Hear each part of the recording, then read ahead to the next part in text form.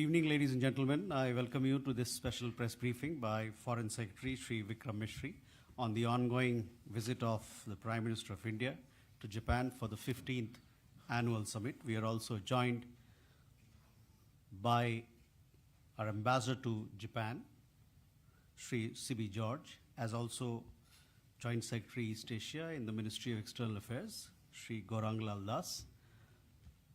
Before I give the mic to Foreign Secretary to brief you on today's developments, when you ask your question, when we give the floor to you, please do identify yourself and your organization, and then you can ask your question. With that, I give the floor to Foreign Secretary for his opening remarks. So the floor is yours. Thank you, Ranveer. Good evening, all. It's relatively late hour in Tokyo for briefing, but glad you could all make it. As you all know, Prime Minister Shri Narendra Modi is on a two-day visit to Japan for the 15th annual summit with Prime Minister Shigeru Ishiba. Prime Minister is accompanied by a high-level delegation as well as a business delegation. The Prime Minister arrived in Tokyo early this morning and received a very warm and festive welcome by the government and people of Japan, as well as the representatives of the Indian community here in Tokyo. The first engagement following his arrival was in the afternoon, which was the India-Japan Economic Forum, which was attended jointly by Prime Minister Modi and Prime Minister Ishiba. Both of them addressed the captains of Indian and Japanese industry. This was followed by a few meetings between the Prime Minister and senior and leading political personalities of Japan. Former Prime Ministers Suga and Kishida called on the Prime Minister and discussed issues of mutual interest relating to the bilateral relationship and regional and global developments. This evening, the Prime Minister was received by Prime Minister Ishiba at Kantei, and the two leaders spent nearly 2.5 hours together, during which they held delegation-level talks and witnessed the exchange of agreements and understandings between the two sides, addressed the press, and Prime Minister Ishiba then hosted a dinner for Prime Minister Modi. Overall, I would say that the message emanating from the visit and the understandings that have been reached between the two sides is very, very clear. Japan today is one of India's most valued and trusted friends. It is a partner for us in our journey towards Viksit and Atmanirbhar Bharat, a developed and self-reliant India. The fundamentals of our partnership remain strong. Both countries have made giant strides since our ties were elevated to a special strategic and global partnership in 2014. In addition to bilateral issues, the two prime ministers also discussed the regional and global situation, and it was clear that in the midst of considerable geopolitical flux, the ties between India and Japan remain a pillar of stability in the international system. The highlight of the visit is definitely the very broad range of outcomes, which you would probably already be familiar with by now, but these are outcomes that I would characterize as steering the relationship into the next decade, and in many ways laying the foundations for progress and prosperity of the next generation of people from both India and Japan. So allow me to take you through the most important outcomes that we have seen today. Both leaders today exchanged the joint vision for the next decade. This is a 10-year strategic roadmap in economic and functional cooperation between the two sides. This happens to be the 8th decade of our diplomatic ties, and in order to give new vigor to the relationship, both governments have decided to advance cooperation across 8 pillars. And these pillars are economic relations, economic security, mobility, ecological sustainability, technology and innovation, health, people-to-people exchanges, and partnerships between Indian states and Japanese prefectures. The other document that I would invite your attention to is the Joint Declaration on Security Cooperation. This is an enabling framework for India and Japan to better respond to contemporary security challenges.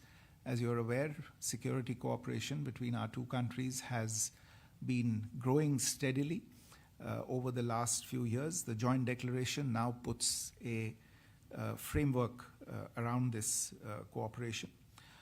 An important feature of this particular document is the broad concept of security that it embodies, which includes cooperation on cybersecurity, counterterrorism, defense industry, research and development, and closer cooperation on security issues in multilateral groupings. One of the new features of the security engagement between the two countries will be an institutionalized dialogue for the first time between the national security advisors of the two countries, as well as greater engagement between the joint staffs of the two countries. On a third aspect, there is an Indian diaspora in Japan, but the mechanics of how to leverage this better has been a subject of discussion between both governments, and we find that one of the outcomes of these discussions is the discovery of a natural complementarity between the two sides of what it is that India can provide at this point in time and what it is that Japanese society, Japanese economy, Japanese business needs at this point in time. So Japan has a dynamic economy, but also faces a labor shortage in certain specific sectors. And India has a large pool of skilled and semi-skilled personnel who can fill the need in precisely some of these sectors in Japan. And therefore, I am happy to share that the two sides today concluded an important action plan on human resource exchange, which sets a headline number of two-way exchange of people of 500,000 over the next 5 years, including 50,000 skilled and semi-skilled personnel from India to Japan. We have also issued a joint statement titled "A Partnership for Security and Prosperity for our Next Generation," and you can find this on the website of the Ministry of External Affairs. Both leaders reaffirmed their commitment to a free and open and inclusive Indo-Pacific that is peaceful, prosperous, and resilient. Prime Minister Ishiba reaffirmed that Japan stands with India on the issue of cross-border terrorism. Business linkages lie at the heart of our partnership. Several Japanese companies have had enormous success in India, and Prime Minister recalled this while addressing the India-Japan Economic Forum this afternoon, and he deeply appreciated the role of the private sector and industry in bringing our two countries closer together for the mutual benefit and prosperity of our two nations. You're familiar with the investment target from Japan to India that was set some time back of 5 trillion yen. Today, it was decided to set a new target of 10 trillion Japanese yen investment, or $67 billion of private investment into India. At the business forum, which was held yesterday, The private sector also announced several MOUs and agreements. I think there were about 150 MOUs, MOUs that have been inked in the last 2 years since the last summit in sectors such as automotive, energy, aerospace, semiconductors, and human resources. And the cumulative value of these MOUs and business partnerships is over $13 billion, which is reflective once again of the confidence that the business pillar has in our relationship. Turning to a couple of other aspects of the outcomes today, supply chain resilience is a subject that both countries have been discussing for some time. There is an understanding between the two of us that there is a need to collaborate more, especially on the strategic sectors of our economy. In view of this, both sides launched an economic security initiative, which identifies 5 priority sectors which will receive concentrated attention from the two sides. These sectors are semiconductors, critical minerals, pharmaceuticals, information and communication technology, especially telecommunications, and clean energy. We have issued an economic security fact sheet, which can be seen on our website as well, which captures certain ongoing collaborations as well as planned collaborations, which will contribute to resilient and diversified supply chains for both of our countries. We are living in the age of artificial intelligence, and both leaders therefore recognized that AI is a revolutionary technology that is poised to transform our societies and economies. Both the prime ministers launched the Japan-India Artificial Intelligence Initiative, which will strengthen collaboration on AI, particularly on things like large language models, data centers, and AI governance. Prime Minister also invited Prime Minister Ishiba for the AI Impact Summit, which India is hosting in February 2026. Both the Prime Ministers today acknowledged that we need to celebrate and also intensify the partnership that is blooming between our states and prefectures, and decided to launch the India Kansai Business Forum and the India Kyushu Business Forum to infuse greater energy into our business linkages at the grassroots level. In a unique interaction, tomorrow morning, the Prime Minister Modi will address the governors of several Japanese prefectures here in Tokyo tomorrow, and invite them to develop partnerships with India. The two sides also today concluded a range of MOUs in sectors such as clean energy, critical minerals, digital technologies, space, cultural exchanges, environment, and diplomatic training. And here, before I close, I would like to mention 4 of these agreements in particular. I think total is more than a dozen, but I would like to highlight 4 agreements. The first is the implementing arrangement for the landmark collaboration between the Indian Space Research Organization and JAXA on the Chandrayaan-5 mission. This was exchanged in front of our leaders today. The critical mineral sector is a big priority, as I said. Japan has advanced technologies and India has resources. The Memorandum of Cooperation on Mineral Resources, which was concluded today, will lead to much more meaningful cooperation in this strategic sector. Thirdly, the joint crediting mechanism will promote Japanese investments into India and contribute to reduction of greenhouse gas emission, as well as help in India's energy transition. And finally, the India-Japan Digital Partnership 2.0 will strengthen our collaboration in digital public infrastructure, digital talent, and joint R&D in futuristic technologies. You can see a full list of these MOUs on the website of the Ministry of External Affairs. Both leaders also positively appraised the progress that is being made on the flagship Mumbai-Ahmedabad high-speed rail project and resolved to continue cooperation for the success of the project. They also launched the Next Generation Mobility Partnership, which would leverage the strength of Indian talent and Japanese technology in the infrastructure, logistics, and mobility sector, particularly railways, aviation, ports, and shipping. Tomorrow, as is tradition during the annual summit, the two prime ministers will together travel out of Tokyo. Tomorrow, they will visit Sendai in Miyagi Prefecture.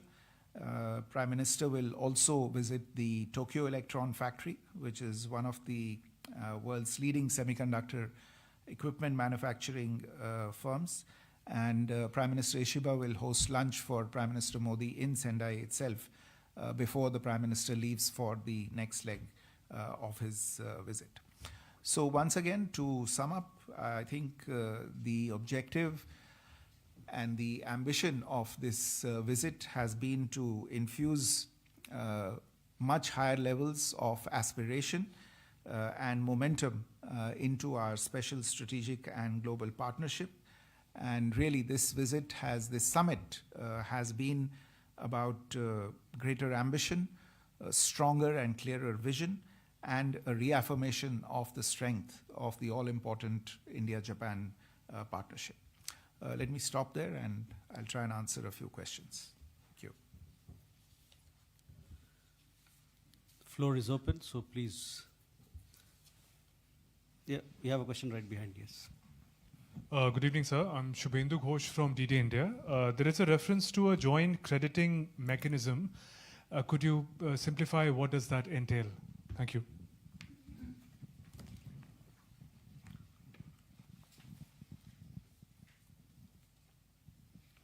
Any more questions? Yeah, Kiran. Hi, sir. Could you please specify what are the areas where the 10 trillion yen Japanese investment is supposed to go? And secondly, was there any discussion on the quadrilateral security dialogue, given that India is supposed to be holding this summit later this year, and both India and Japan are the key partners in the grouping? Thank you. Sarjana. Please do announce, please announce yourself, your name, and as also your नमस्कार organization. Sir, मैं सर्जना शर्मा हूँ Sanmarg newspaper से। मेरा question foreign secretary sir से। Sir, जलवायु परिवर्तन पर एक समझौता हुआ और ये आज पूरी दुनिया के लिए बहुत चिंता का विषय है, तरह तरह की फ्लड, गर्मी। तो इसमें क्या मैकेनिज़्म भारत और जापान इसमें डेवलप करेंगे ताकि इस नेचर डिज़ास्टर से निपटा जा सके? You have a question there. Yeah, please. नमस्कार सर, मैं Please, a question. Plus. Yeah, go ahead. Please go ahead. Okay, thank you so much. And I corresponded. My name is Itagaki, and so I have one question. In the beginning of meeting and also in the press conference, the Mr. Modi mentioned about the strong relationship between Indian state and Japanese municipal government. So that is a little bit big surprise for most of Japanese media. And so also now explained about the tomorrow, this the relationship will be strengthened by Mr. Modi. Mm-hmm. So I want to know about this kind of relationship living from government, Japanese municipal government, and also Indian states. The relationship will be strengthened, and also I'd like to know about tomorrow's treatment to strong it. Can I expect your answer? Thank you so Thank you. much. You can take sir one question there. नमस्कार। पीछे बोलिए आप। नमस्कार sir, मैं ओम अवस्थी हूँ आकाशवाणी समाचार से। आपने सर जापान डिजिटल पार्टनरशिप 2.0 की बात की, उसके तहत किस तरह के कदम उठाए जाएंगे, उस पर थोड़ी जानकारी दें। We'll come back for more questions.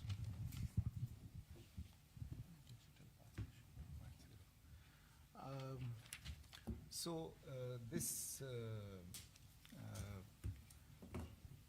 शुभेंदु's question on the joint crediting mechanism, मेरे विचार में शायद सर्जना आपका सवाल भी इसी को लेके है, क्योंकि जलवायु परिवर्तन को लेके जो समझौता हुआ है वो यही joint crediting mechanism का समझौता हुआ है. तो the joint crediting mechanism is essentially an instrument to facilitate the diffusion of decarbonizing technologies, products, systems, and infrastructure, essentially allowing Japanese companies that make investments in these fields in India it'll help us, of course, in India to meet our greenhouse gas emission reduction goals and promote Japanese investment in India as well. It allows the crediting mechanism allows the two governments to jointly account for carbon reducing measures, and it creates another avenue for green investment by Japanese entities into India. Insofar as the question on the 10 trillion yen investment is concerned, look, we have not set or connected any particular areas to this investment. As you are aware, the investment is eventually going to be made by private companies, and private companies will decide the areas most suited. But if you look at everything else that we have done during the course of this visit, for instance, the areas that I highlighted insofar as the economic security initiative is concerned, or the 8 pillars of the joint vision document, I think you have a fair idea of where the investment is likely to be directed. On the issue of the Quad, yes, both Prime Ministers noted that it was an important forum for discussions and agreed to remain in close touch on this particular issue. With regard to the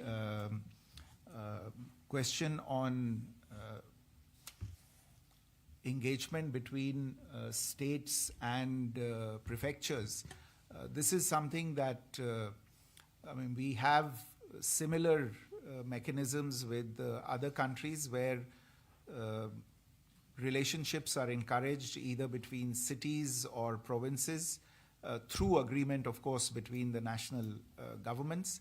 It helps in promoting tourism, promoting cultural exchanges, promoting people-to-people exchanges, and above all, it can also help in business promotion between the two countries. So this is what the intention is. Our ambassador here has been working on and promoting the connection between states in India and prefectures in Japan. If I'm not mistaken, you've been to every single prefecture in Japan. So he's very well equipped to drive this cooperation. But yes, tomorrow's event is going to be a very, very unique event when the Prime Minister will have the opportunity to address a group of governors from these prefectures, and I'm sure that there'll be some very good ideas that will come out of this interaction. So there was a question about digital 2.0. Digital partnership. Oh, okay. Yeah, the Digital Partnership 2.0 is essentially to take forward our existing partnership in this area. A lot of it will involve talent in the digital field, as well as promoting engagement between enterprises, business enterprises of the two sides that are specifically focused on the digital space. We have agreed to cooperate in digital public infrastructure, for instance, and going forward, there is going to be a lot of cooperation on AI between the two sides as part of the India-Japan joint vision on AI. So I would imagine that the Digital Partnership 2.0 will cover a lot of these areas as well. Okay. We have a question here. Hi, good evening. My name is Kenji. I'm with Japan Forward. I have a question for Mr. Secretary Misery. So the Joint Security Declaration this afternoon mentions deepening Quad Alliance, and you also mentioned about how the two countries reaffirmed free and open Indo-Pacific. How do you think the intensifying trade tension with Washington and India will impact these sort of security architecture in East Asia? And how does India seek to balance its relationship between Beijing and Washington? Mm-hmm. You have a question right behind. Sir नमस्ते, मैं अरुण हूँ DD news से। सवाल मेरा ये है कि जब दो लीडर्स मिले थे तो यूएस टैरिफ्स को लेकर के कोई जिक्र हुआ था, क्योंकि जब सप्लाई चेन डिसरप्शन की बात करते हैं और एक तरह से पूरी दुनिया से प्रभावित है जो टैरिफ्स लगाए गए हैं, तो क्या इसका जिक्र हुआ दोनों लीडर्स के बीच में sir? Please. I'm Iwata from Sankei Shimbun, Japanese newspaper. Did Prime Ministers discuss U.S. tariff issue? You have a question there, yes. मेरा नाम पूनम है, मैं INS मीडिया से हूँ। सर मेरा सवाल भी टैरिफ को लेकर है कि क्या बातचीत हुई है, क्योंकि जापान नेगोशिएटर का भी जाना कैंसिल हो गया है, तो क्या स्टैंड इंडिया के साथ है? ठीक. Last question there behind, yes. Sir, you talked about Chandrayaan Mission 5. अपना नाम बताइए. Sir, I'm Rajneesh from ANI. So, what kind of technological support is expected from Japan? Can you just elaborate on it?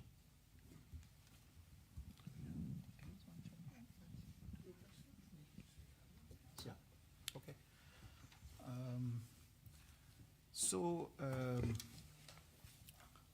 I think the first question was primarily on the joint declaration on security cooperation between the two countries, and then I think there were a number of other issues that you brought into that question.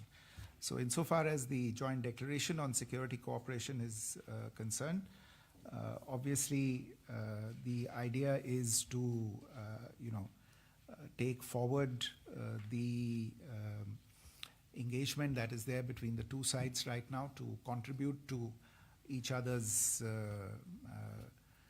defense readiness and capabilities through the existing channels of engagement between the two sides. We also have shared goals in maritime security. There is a very robust program of defense industrial cooperation between the two sides. We also want to work closer together on combating traditional and non-traditional threats, and to engage more closely in exchanging views on developing security threats in both regions. Now, the joint declaration will obviously help put an institutional framework around all of these discussions, and we look forward to this particular engagement with Japan. You referred to tensions, other tensions. I think at this point in time, our discussion with Japan is about our bilateral issues. We were not discussing issues between either one of us and any third country, and therefore I would not be in a position to talk about the impact of issues between two other capitals that are not in the room today.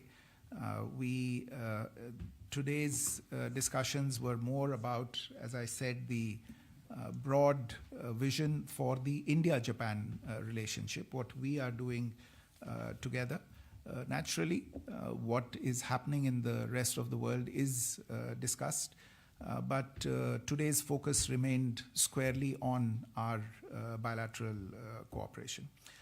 I think all the other questions really are related to the tariff issue and whether tariffs being imposed were discussed between the two of us. I can share with you that both the Prime Ministers exchanged views on the global situation, the impact that some of these moves have had, and how that essentially creates the ground and the logic for closer cooperation between India and Japan, especially in the field of business, the economy, supply chains, making them more resilient, diversifying our resource bases and our supply chains as well.